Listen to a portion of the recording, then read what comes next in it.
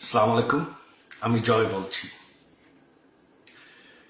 আপনারা জানেন যে গত ১.৫ বছর ধরে এই অবৈধ ইউনূস সরকার অবৈধভাবে ক্ষমতা দখল করে আছে। গত ১.৫ বছরে তারা আমাদের অর্থনীতি শেষ করে দিয়েছে। গত ১.৫ বছরে বাংলাদেশে কোনো আইন শৃঙ্খলা নেই।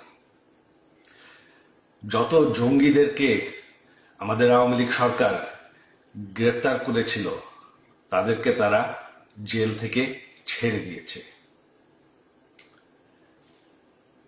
স্বাধীনতার চেতনা তারা চেষ্টা করে মুছে ফেলছে, বাংলাদেশের ইতিহাস মুছে ফেলছে।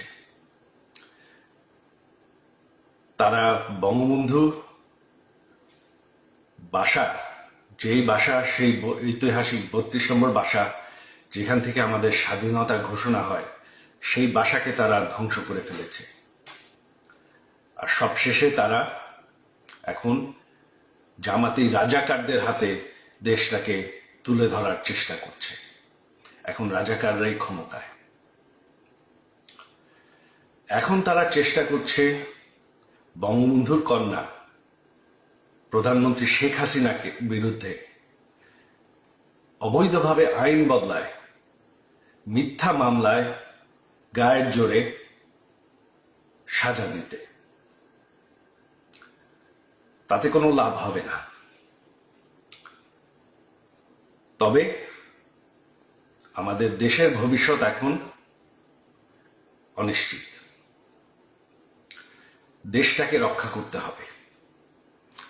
আপনারা যদি এই ভয়ঙ্কর পরিস্থিতি থেকে বের হয়ে আসতে চান, আপনারা যদি চান যে বাংলাদেশ আবার সেই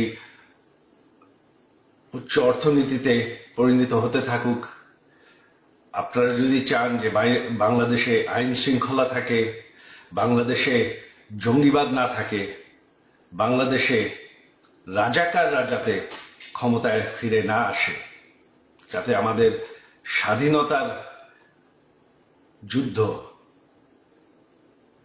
সেটা যাতে মুছে না ফেলা হয়, তাহলে আপনাদের এখন দাঁড়াতে হবে। আপনারা জানেন ১৩ই তারিখ, আগামী পরশুদিন, আমরা ডেকেছি ঢাকা অবরোধ। ঢাকা অবরোধকে আপনাদের সফল করতে হবে। আমার অনুরোধ আপনাদের প্রতি যে আপনারা কেউ, এরা গায়ের জোরে চেষ্টা করছে, তবে আপনারা কেউ কাজে যাবেন না। ছাত্রছাত্রীরা স্কুল কলেজে ক্লাসে যাবেন না। দোকানপাট, বাস, রিক্সা সব বন্ধ রাখবেন। এরা গায়ের জোরে চেষ্টা করছে দমন করতে, তবে ভয় পাওয়ার কিছু নাই। আপনারা যদি বাসায় থাকেন, এরা আপনাদের কিচ্ছু করতে পারবে না। দেশটাকে বাঁচানোর জন্য এটাই এখন পথ। আপনারা যদি না চান যে রাজাকারদের হাতে দেশ চলে যাক, বাংলাদেশের ইতিহাস মুছে ফেলা হোক, বাংলাদেশ, যে বাংলাদেশ আমরা ভালোবাসি, সেটা শেষ হয়ে যাক, তাহলে এখনই সময়।